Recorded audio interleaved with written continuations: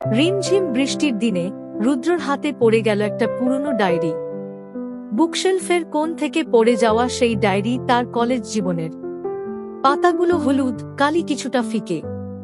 হঠাৎ এক পাতার ভাঁজে পেয়ে গেল একটা চিঠি, লেখা ঈশা।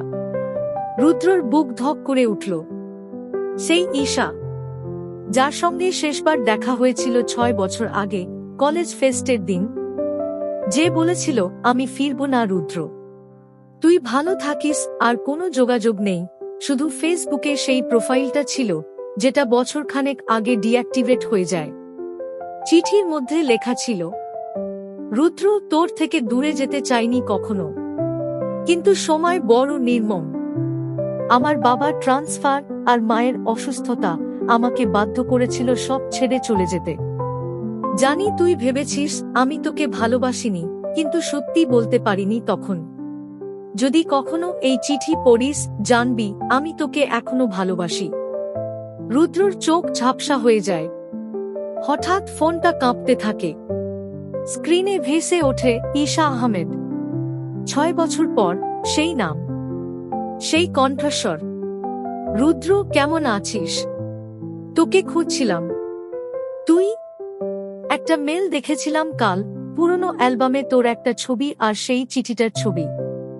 ভেবেছিলাম তুই ভুলে গেছিস। ভুলিনি কখনোই। আমি আজও তোকে ভালোবাসি ঈশা। ঈশা চুপ। অন্য প্রান্তে শুধু নিঃশ্বাসের শব্দ। রুদ্র আবার বলে, যদি বলিস আজও শেষ ট্রেনটা ধরব, সেই পুরনো স্টেশনে যাব যেখানে তোকে প্রথম প্রেমের প্রস্তাব দিয়েছিলাম। ঈশা হেসে বলে, আজ যদি বলি আমি ট্রেনে আছি? রুদ্র রুদ্র থমকে যায়। মানে? আমি ফিরছি রুদ্র, তোর কাছে আমাদের অসম্পূর্ণ গল্পটা শেষ করতে। বৃষ্টির ধারা থেমে গিয়েছিল ততক্ষণে। জানলার পাশে দাঁড়িয়ে রুদ্র চোখ মুছে নেয়। পুরনো প্রেমের গল্পটা নতুন করে শুরু হতে চলেছে। রুদ্র তখনও জানালার ধারে দাঁড়িয়ে, বুকের ভিতর একটা অদ্ভুত কাঁপুনি। ঈশার শেষ কথাগুলো যেন বারবার মাথায় বাজছে। আমি ফিরছি রুদ্র, তোকে খুঁজে পেতে। ঘড়ির কাঁটা তখন রাত 8টা ছুঁই ছুঁই। রুদ্র আর এক মুহূর্ত দেরি করল না।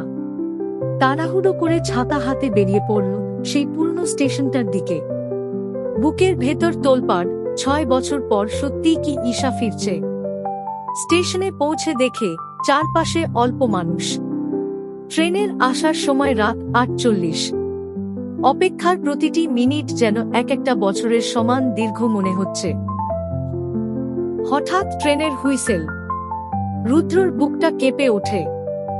একটা একটা করে যাত্রীরা নামছে। রুদ্র সবার মুখের দিকে তাকিয়ে দেখছে, যেন ঈশার মুখটা খুঁজে বেড়াচ্ছে ভিড়ের মধ্যে। এমন সময় সাদা কুর্তি আর নীল ওড়না পরা এক মেয়ে ধীরে ধীরে ট্রেন থেকে নামল। চোখে চশমা, মুখে হালকা ক্লান্তি, তবুও সেই চেনা চোখের উষ্ণতা, সেই হাসি। ঈশা। রুদ্র একটু এগিয়ে যায়। দুজনের চোখ মিলতেই সময় যেন থেমে যায়। ঈশা হালকা হেসে বলে, ভেবেছিলাম চিনবি না। রুদ্র মুচকি হেসে বলে, ভেবেছিলাম স্বপ্ন দেখছি। তারা দুজনেই কিছুক্ষণ চুপ, শুধুই চোখে চোখে কথা। তারপর রুদ্র ধীরে ধীরে বলে, এই 6 বছরে অনেক রাত কেটেছে তোকে ভেবে। সেই চিঠিটা শুধু কাগজ ছিল না ঈশা, সেটা ছিল আমার বেঁচে থাকার শেষ আশ্রয়। ঈশা চোখের কোণে জমা জল মুছে বলে, আমিও ভালোবাসাটা থামিয়ে রাখতে পারিনি রুদ্র। এত বছর পরও তুই আমার সবকিছু। হয়তো সময় আমাদের আলাদা করেছিল, কিন্তু অনুভূতি আমাদের আগলে রেখেছিল। রুদ্র এক পা এগিয়ে আসে ঈশার হাতটা ধরে। এইবার আর যেতে দিব না ঈশা, ফিরে এসো চিরদিনের জন্য। ঈশা মাথা নেড়ে সম্মতি দেয়। তারপর দুজন একসাথে স্টেশন থেকে বেরিয়ে আসে সেই চেনা শহরে, নতুন করে এক পুরনো ভালোবাসার গল্প লিখতে। রুদ্র আর ঈশা একসঙ্গে রিকশায় করে ফিরছিল। বাতাসে হালকা ঠান্ডা, মাঝে মধ্যে ঈশা তার কপালের ঝাঁকড়া চুলগুলো ঠিক করছিল, আর রুদ্র তাকিয়েছিল তার দিকে, চোখে সেই পুরনো মুগ্ধতা। ঈশা হেসে বলল, কি রে, এত দেখছিস কেন? রুদ্র উত্তর দিল, ভয় লাগছে, তুই যদি আবার হারিয়ে যাস। ঈশা হালকা হেসে বলল, হারাইনি তো রুদ্র, ফিরে এসেছি, আর এবার পুরোপুরি। তারা শহরের একটা ছোট্ট ক্যাফেতে গেল, যেখানে তারা শেষবার কলেজের দিনগুলোতে চা খেয়েছিল। সেই পুরনো করপ চা, সেই কাঠের টেবিল আর দেয়ালে এখনো আঁকা রয়ে, কেউ মুছেনি।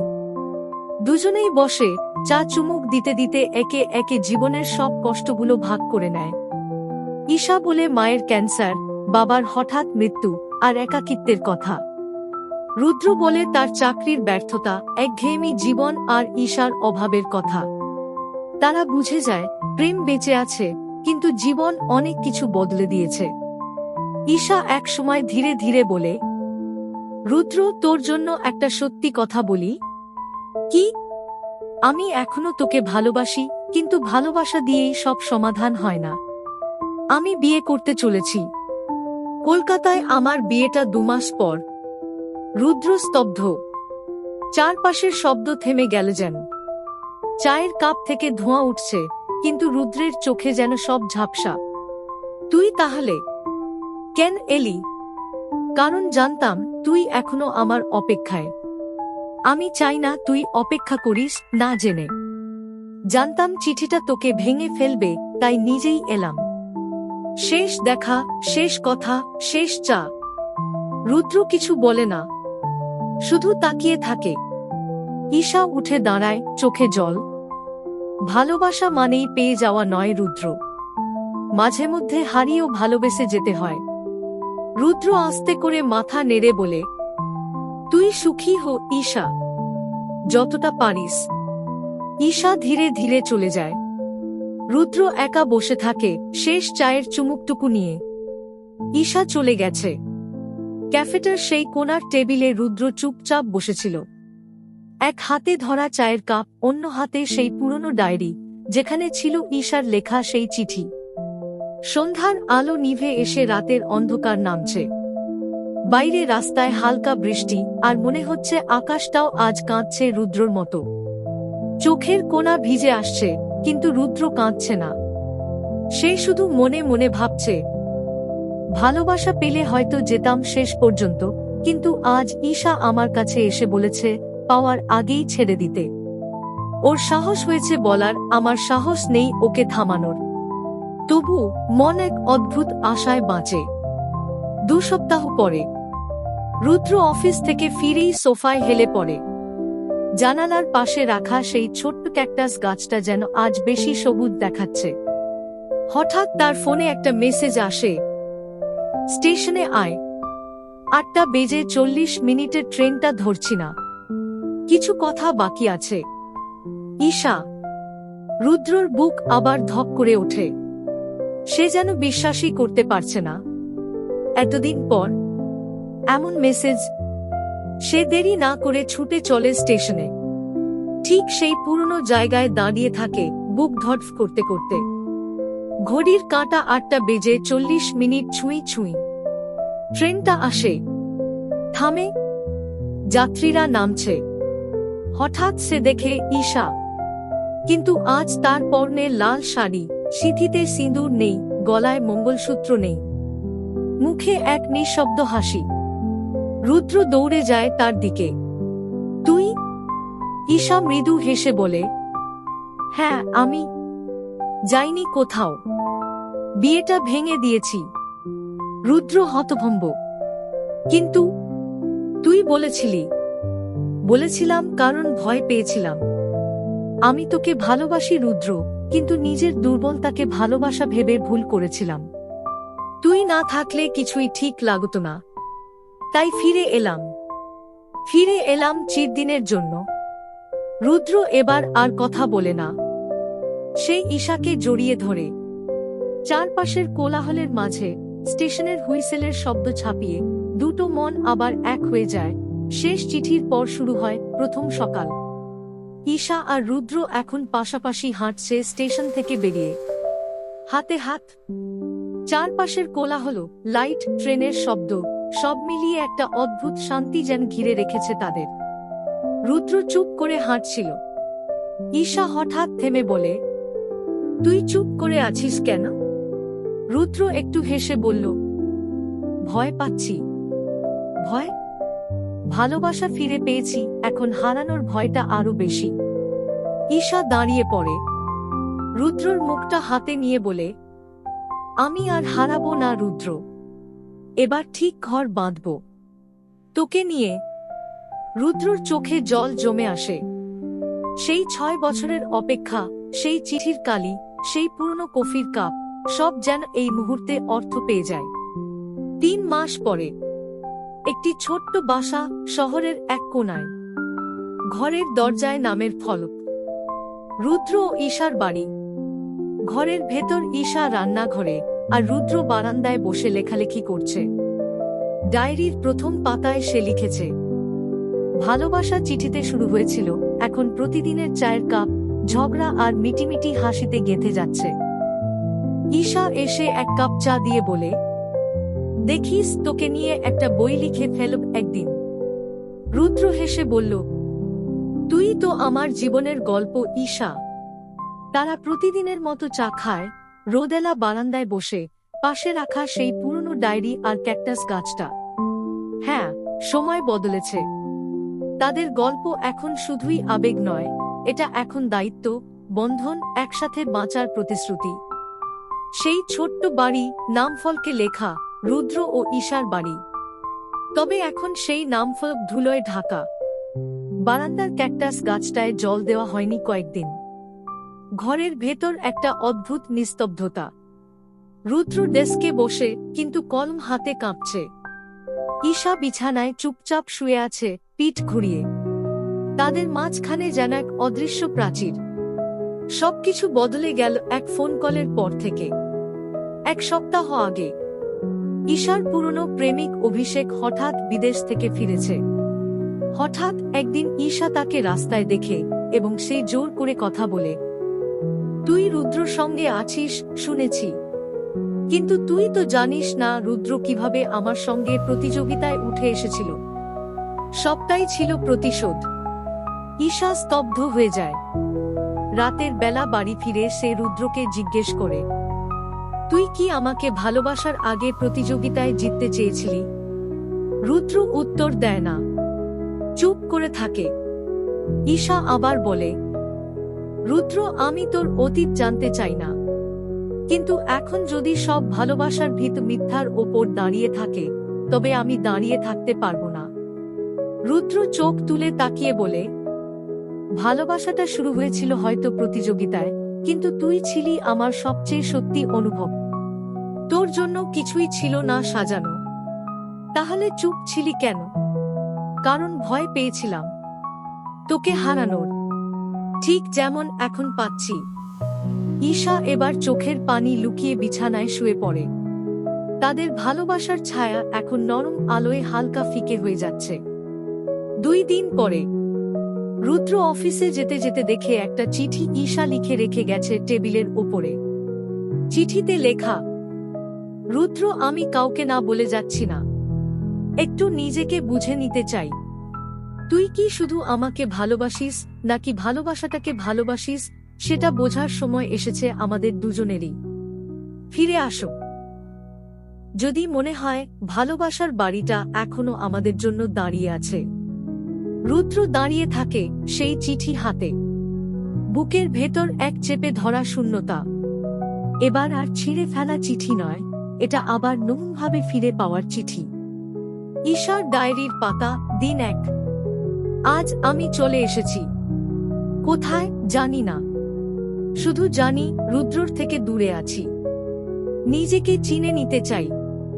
সেই ছেলেটা যার চোখে আমি আকাশ দেখতাম, আজ তার চোখেই প্রশ্ন। আমি নিজেকে বিশ্বাস করাতে পারছিলাম না।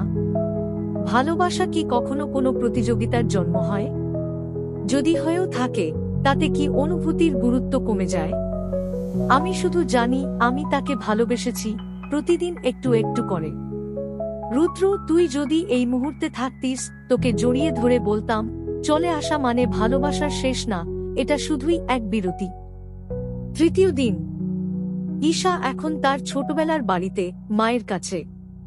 মায়ের হাতে রান্না করা ভুনা খিচুড়ি খাচ্ছে, কিন্তু রুচি নেই। ঘরের দেয়ালে এখনো তার স্কুল লাইফের ছবি। হঠাৎ চোখে পড়ে একটা পুরনো বই, তুমিই প্রথম চিঠি। বইয়ের ভাঁজে একটা ছোট্ট কাগজ, রুদ্রর লেখা কবিতা। তুই হারিয়ে গেলেও থাকিস জানালার পাশে এক কাপ চায়ের ধোঁয়ায়। তুই চলে গেলেও ফিরে আসিস আমার প্রতিটি নীরব শব্দে। ঈশা আর নিজেকে সামলাতে পারে না, চোখের জল বইতে থাকে। সে জানে ভালোবাসা কখনোই নিখুঁত হয় না, কিন্তু যদি ভালোবাসা সত্যি হয় তাহলে মানুষ ভুল শোধরাতে শেখে। পরদিন রুদ্রর ফোনে একটা মেসেজ আসে। রুদ্র, আমি নিজেকে জিজ্ঞেস করেছি তুই ছাড়া কেমন থাকতে পারি। উত্তরটা হচ্ছে, থাকতে পারি কিন্তু বাঁচতে পারি না। তুই যদি এখনো বিশ্বাস করিস আমাদের গল্পটা শেষ হয়নি, তাহলে কাল সকালে সেই পুরনো ক্যাফেতে আয়। আমি অপেক্ষা করব। ঈশা। রুদ্র মুচকি হাসে, চোখে জল জমে ওঠে। সে জানে এই ভালোবাসার গল্পটা আসলে একটা চিরকাল চলতে থাকা চিঠি, যার প্রতিটি পৃষ্ঠা নতুন, প্রতিটি শব্দ সত্যি। সকাল 8:30। শহরের সেই পুরনো ক্যাফে। একই কোণার টেবিল, জানালার পাশে। সূর্যের আলো এসে পড়েছে কাচের ওপর দিয়ে, যেন সময় থেমে গেছে সেদিনের মতো, যেদিন ঈশা বলেছিল আমি ফিরছি। রুদ্র টেবিলে বসে আছে, পরনে অফ হোয়াইট শার্ট, হাতে সেই পুরনো ডায়েরিটা। বারবার ঘড়ির দিকে তাকাচ্ছে, বুকের ভেতর তীব্র ধুকপুকানি। ঠিক 8:45 দরজার পাশে ছোট্ট ঘণ্টার শব্দ। টিং টং। রুদ্র চোখ তোলে। সাদা কুর্তি আর নীল ওড়না পরা এক চেনা মুখ। ঈশা। মাথা নিচু, কিন্তু চোখ দুটো জ্বলজ্বল করছে। ক্লান্তি নেই, শুধু দৃঢ়তা। সে এসে টেবিলে বসে। দুজনেই কিছুক্ষণ চুপ। তারপর ঈশা আস্তে করে বলে, আমি তোকে ফিরে পেয়েছি রুদ্র, কিন্তু এবার হারাতে চাই না। এবার যদি থামি তবে আমাদের গল্পটা কখনোই শেষ হবে না। রুদ্র ধীরে ধীরে বলে, তুই ফিরেছিস বলেই বুঝলাম ভালোবাসা মানে শুধু পাশে থাকা নয়, ভালোবাসা মানে মাঝে মধ্যে দূর থেকে তাকিয়েও অপেক্ষা করা। আর তুই ফিরে আসা মানে আমি সব ভুলে আবার শুরু করতে পারি। ঈশা এক চুমুক চা খায়। তবে চলো এবার আমরা আমাদের গল্পটাকে শুধু চিঠিতে নয়, বাস্তবে লিখি। ঘরে একসঙ্গে, রোজকার জীবনে। রুদ্র হাত বাড়িয়ে ধরে ঈশার হাত। ক্যাফের পেছনের দেয়ালে টাঙানো ব্ল্যাকবোর্ডে চক দিয়ে একজন লিখে দিয়েছে, আজকের বিশেষ এক কাপ চা, এক চিরকালীন ভালোবাসা।